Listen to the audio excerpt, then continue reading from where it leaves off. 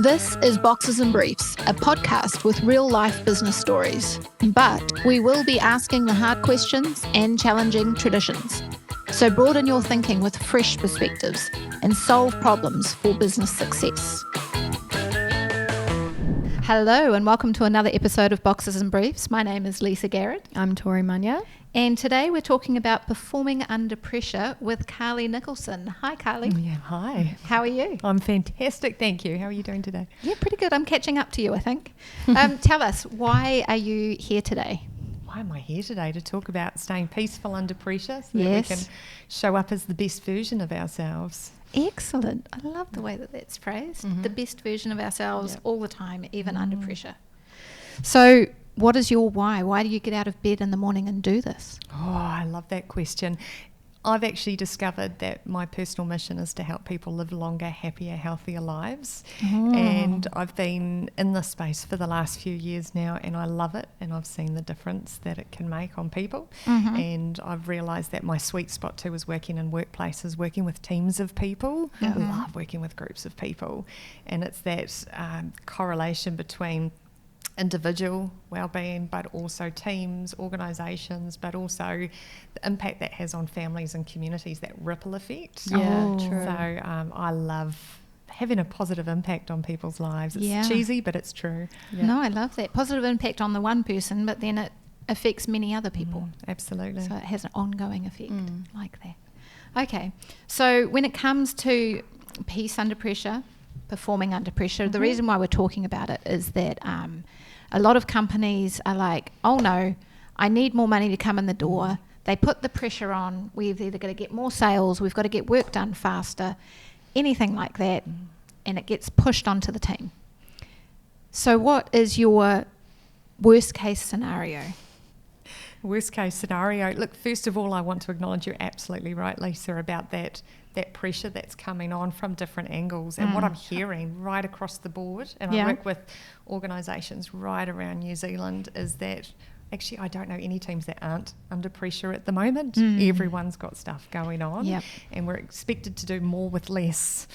Everyone's struggling. So what does a worst case scenario look like?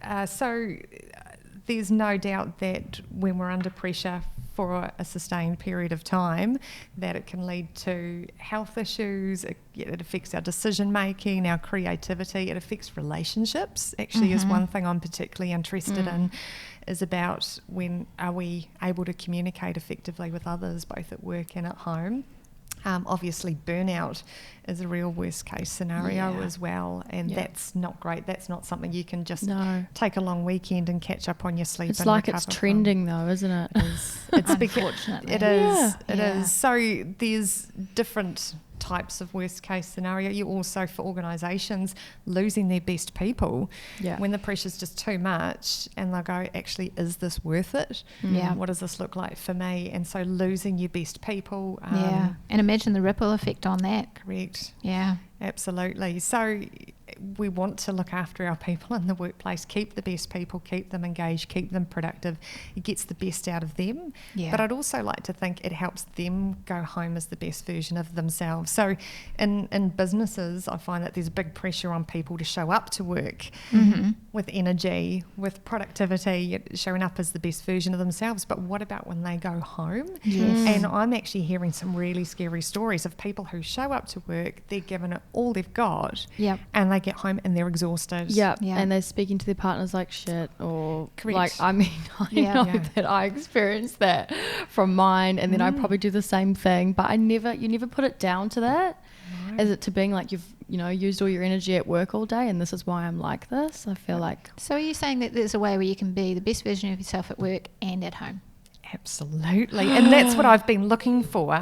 Oh, that's given me goosebumps, actually. Because I've done my time as being a general manager, as being a director, as having that level of responsibility on me, and going, actually, what if we could keep our best people, keep them engaged, bring out the best of them, but also make sure that they go home so that they can have a beautiful relationship with their partners, their kids, their friends, so that they still have the energy to do their favourite things, their hobbies, their interests. Life. Then we actually all win.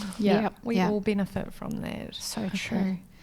Okay, so when it comes to pressure, what's the common sense tip? The thing that everybody seems to overlook, and they hear it and they go, of course. What's that thing? It's the importance of recovery. I call it rest, recharge, recover. Mm-hmm.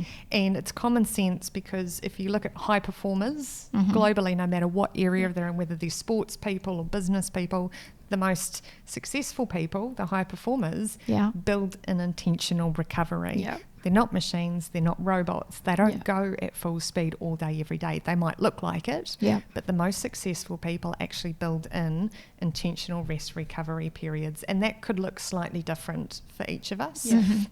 But even at a simple sense, when I'm working with business leaders, and here's a common one for you, I hear people who are sitting at their desk 8 hours a day, 10 hours a day, and they love what they do. They're really good at what they do. They're passionate about it. And I go, great. But what does your evening look like? Do you end up crashing and burning and sitting on the couch all night because you haven't got energy? Or what if you took a break? Every 90 minutes, take a break, even if it's just 2 minutes, and you'd be amazed at the number of people who go, oh, I'm too busy. I hate the word busy.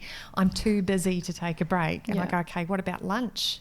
And it's at the desk, shoveling it in. So I've challenged these people and said, how about you just take 2 minutes? Better still take 5. So does that count as part of the taking recovery? Rest, recharge, recover. But the even key, those 2 little minutes. Even 2 minutes. And ideally do the opposite of what you have been doing. So if you've been sitting at your computer for the last 90 minutes, even if you're in the middle of something, right, go step outside, get some fresh air, get a glass of water, stand, stretch, get away from the screen. And here's my little tip. I call it return on time invested. So the idea is that even if you took 5 minutes out, you'd get more than that back. True. In productivity, performance, problem solving. Very true. So I did this myself when I worked in the IT industry.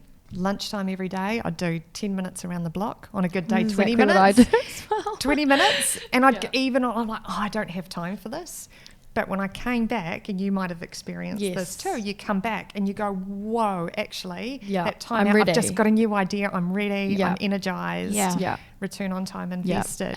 And again, otherwise you get diminishing returns. The longer you try and go, you're like a battery. You're not a robot or a machine, you're a battery. And your energy levels you have to recharge. So my top tip is, how do you rest, recharge, recover during the day and overnight? So fun fact, you have what's called an ultradian rhythm. So your circadian rhythm is your 24-hour body clock. Your ultradian rhythm is another clock within that runs every 90 minutes. So ideally if you go peak productivity, performance, thinking ability, and then you actually start to drop off, which is why, roughly morning tea time, take a break, lunchtime, take a break, afternoon tea, every 90 minutes. And if you're not sure, check in with yourself, but it's interesting to see how this goes. And that's where your sleep patterns follow that 90-minute cycle as well. So my top tip is actually every 90 minutes, have you taken a break?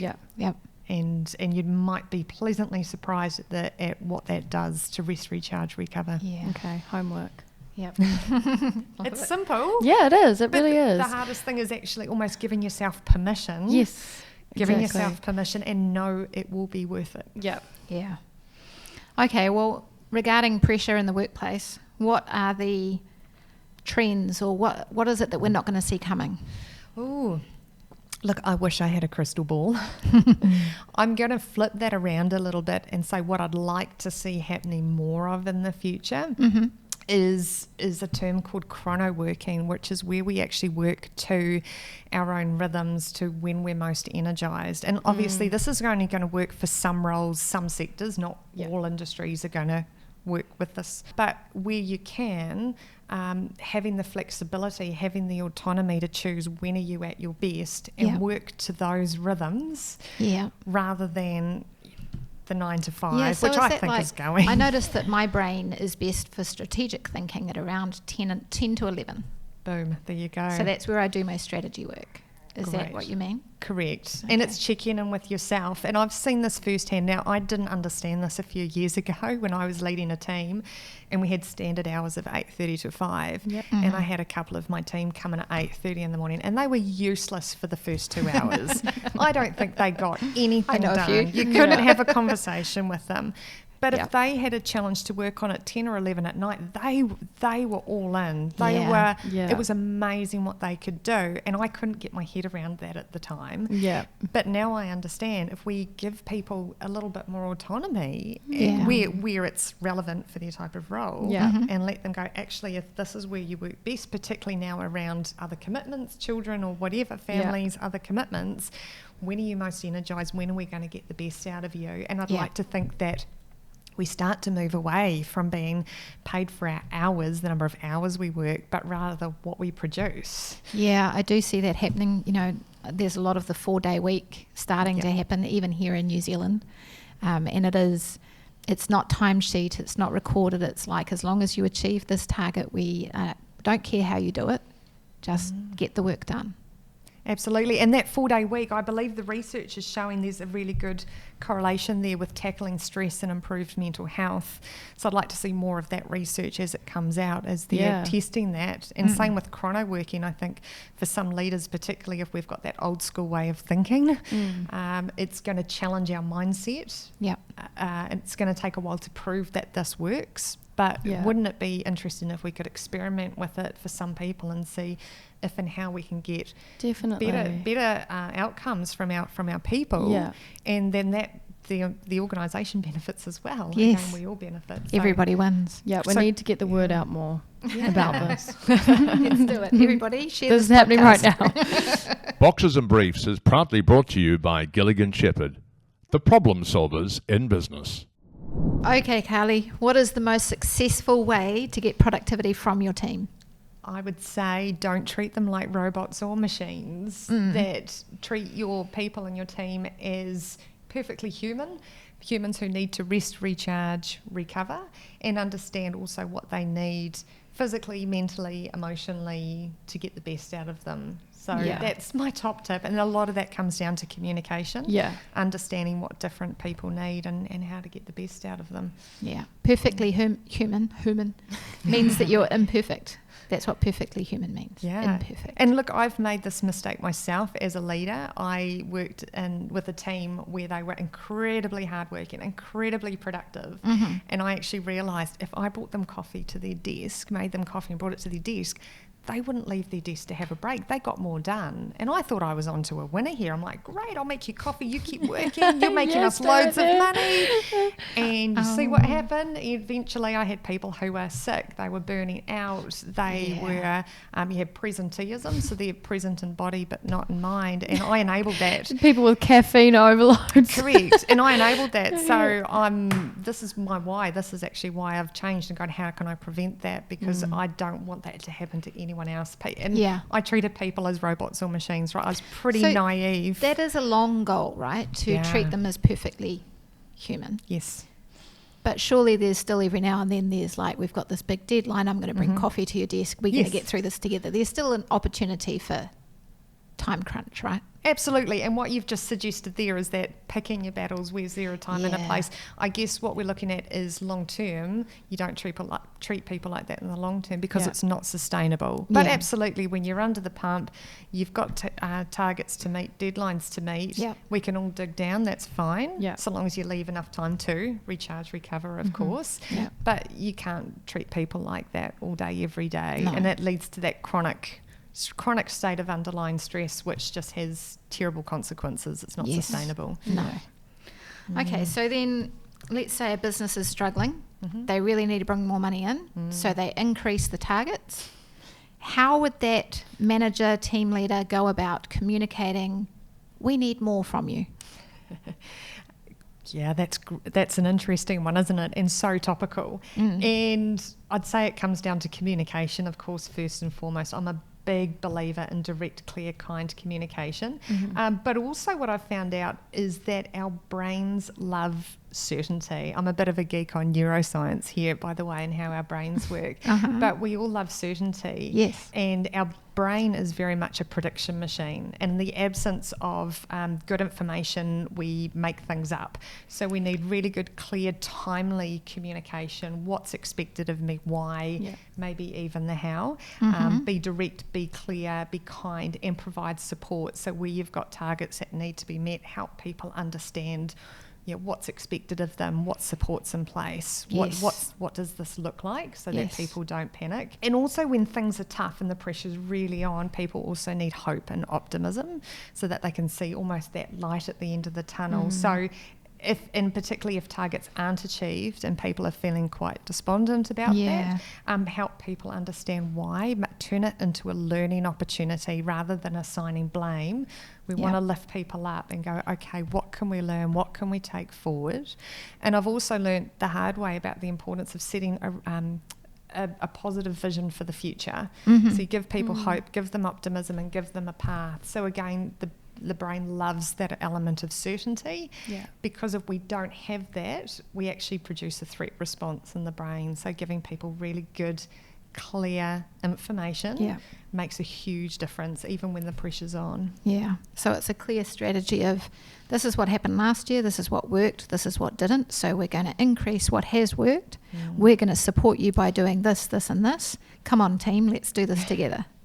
It's more that than... Absolutely, and I think I'm a big fan of Simon Sinek's Start With Why, and helping also people to understand this is why we're doing what we're doing. These are what the benefits are, this is the outcomes, so that we're not just chasing targets for the sake of it. Getting everyone aligned with the purpose, the vision, all that kind of thing. Absolutely. Nice. Okay, so what are the signs of burnout in either yourself or someone in your team? What are the signs to look out for? Look, there's a number of different ways that you can look for the signs and symptoms of burnout, and it could be slightly different for different people. One thing I am aware of is that there are a lot of people who look like ducks at the moment, in terms of they look really cool and calm on the surface. They're putting that brave face on, and they're paddling like crazy underneath. And it's a bit scary. So I do have business leaders from all over New Zealand come to me. Again, everything looks great on the surface, but wow, when you find out what's going on for all of us, we've all got stuff. God, you must hear some stuff, eh? I do. I do, and it's quite humbling. It's really humbling. So in terms of signs of burnout, look, it could be the inability to make clear decisions, the inability to be creative. It could be exhaustion. So there's a difference between tired and being exhausted and being depleted of energy. People's, chronic low moods. So we're looking for things that are, more sustained over a longer period of time. We all have our good days and our bad days. But if you start to notice a downward trend, like I've been feeling this way for 2 weeks now. Correct. And so how often do we stop and actually check in with ourselves and go, actually, how am I travelling at the moment? What do I need at the moment? And there's different ways that you can measure that if you want to. If you're a bit of a geek like me, I track my sleeping, and I track my heart rate, and I track my exercise, all of those kinds of things. Track how much I'm eating, and then going, oh, is there a bit of a trend going on here? So you're looking for the abnormal. And often negatively. And it's almost like a longer term trend of things tracking, depending on what you're tracking. And that could even be just tracking your mood. Gosh, I've had a low mood for an extended period now. What's going on? Do you think it's equally important to track your good moods and when you are feeling good as well? Because then you'd be like, I can do more of that. Or like, this is really working. Or do you think that's just not really going to help and you should? So I love that you've brought that up. I'm a massive fan of building positive emotions. So I have a whole program even just around understanding and managing our emotions and what they're trying to tell us. Effectively, we all have a hardwired negativity bias because it's designed to keep us safe and help us survive over hundreds of thousands of years. But we don't just want to spend all our days moving away from the negative and the uncomfortable, right? Wouldn't it be great if we could actually bring more of the positive emotions and the joy, the optimism, and get the good stuff out of Yeah. life as well. Yeah. So I'm a big believer in being intentional every day, and even on your hardest, most difficult, suckiest days, going, actually, what's the good in here today? What actually were the things that were a little glimmer of hope in my day? I think someone actually calls them glimmers. I've heard of that. Oh. And actually tracking that. So I practice this myself every evening, and a good time to do this is right before you go to bed. I keep pen and paper next to my bed, and the key here is you write it down. You get it out of your head and onto paper. It's called concretization. And even when you go, I can't think of anything good today, actually, if you search for it, you're more likely to find it, and you start to rewire the brain to find the good things. Yeah, going forward as well. You'd probably even notice it during the day and be like, oh, that was just a glimmer of hope then, you know. I started doing sort of the same thing, journaling at night, but I was trying to track things that caught my attention during the day. Nothing to do with negative or positive things, but I don't know, it was just so interesting to be like, oh, when you really draw attention to it, I was like, I really noticed this necklace on this chick, or the clock on the wall thing, and then kind of just like makes you feel more relaxed and that you actually were present that day. You know? And so doing that as an intentional exercise is a beautiful way, particularly if you start it when life's pretty good, because then when you have your really, really hard days, because it's become a habit or a ritual, it becomes a little bit easier to do. It's not exactly something, it's going to be a lot harder to take up when you have becomes a recovery task. Yeah, and so and the research shows this. It's come out of Penn University. So if anyone's a fan of Professor Martin Seligman, who's the father of positive psychology, he's proven that the people who practice this every day consistently get far better outcomes, far better mood, far lower rates of depression.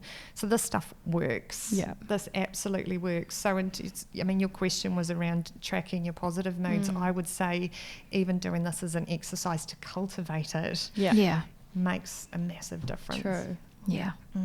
Okay, well, when it comes to allocating resources to your team so that they are supported, how would you go about making sure they've got what they need so they're not overwhelmed? So again, communication. I keep coming back to communication here. It's big. It's still the number one challenge I hear in virtually every team I work with. And I say, what's your biggest challenge? It actually comes down to communication first and foremost, because with good, clear, direct communication, so much else can be managed if we had the courage to talk clearly and directly about what's going on. Yeah, and do you think people are having trouble with these conversations because they perceive them as being the hard conversations? They're difficult, they're uncomfortable, or we haven't been trained or equipped with how to have those. So actually my communications program is really popular because people need the tools and skills to go, how can I be assertive in a way that I'm not being passive aggressive or passive? How can I speak up and make sure I don't come across as aggressive, for instance? So it's amazing what can be achieved with good, clear communication when we have the tools to do it. And a good leader will communicate clearly and regularly with their team, particularly around helping people understand what the goals are, what's expected of them.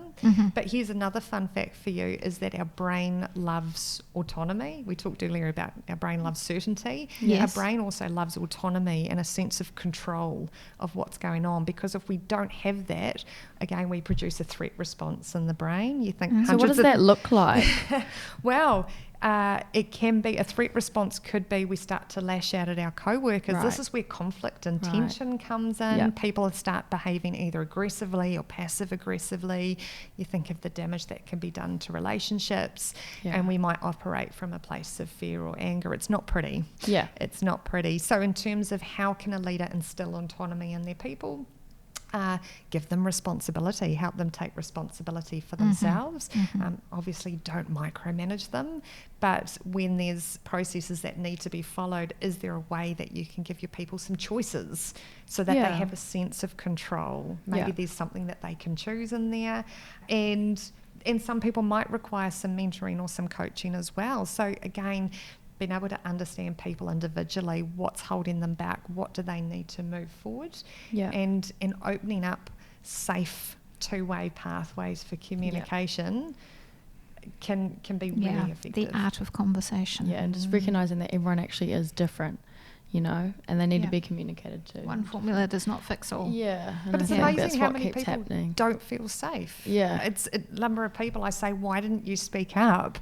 And I've had this myself as a leader. I've had people, I'm like, why did you wait until now? Why did you not tell me this a month ago? Yep. And what is it? It's fear. Fear of, will I be judged? What are the outcomes? What's going to happen to me? Or they don't feel comfortable having those brave and uncomfortable conversations. So creating a workplace of psychological safety, it's becoming a bit of a buzzword, but leaders need to understand, what does that look like? How can I create a safe place so that people will come to me, that I'm in a better position to check what's going on. Yeah. Because again, people are hiding. We've got really good masks on. We hide what's going on. Yeah.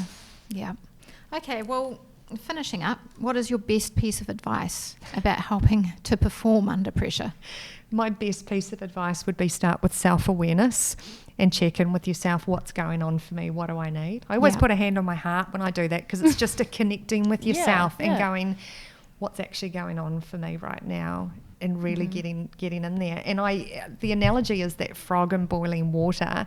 Just a reminder that if you put a frog, and please don't try this at home, you put a frog straight into a pot of boiling water, of course it's going to jump out. Yep. But if you put it into cold water and heat it up slowly, over time it goes, oh, this is lovely. Oh, this is a bath. Oh, it's more like a spa pool, and then it cooks itself alive. And I wonder, as humans, we do that ourselves sometimes. Things actually start out okay, and we put up with the slowly increasing pressure over a sustained period of time until we get to the point where we go, how did I get here? Yeah. Oh my goodness. Yeah. Now I see it's impacting my relationships at home, my relationships at work, my health is suffering, I can't make decisions, I'm struggling. How did I get here? Because there's no one particular tipping point. Yeah. So my top tip is, how can you check in with yourself regularly? Often we're much better at looking after our cars than our bodies, our minds.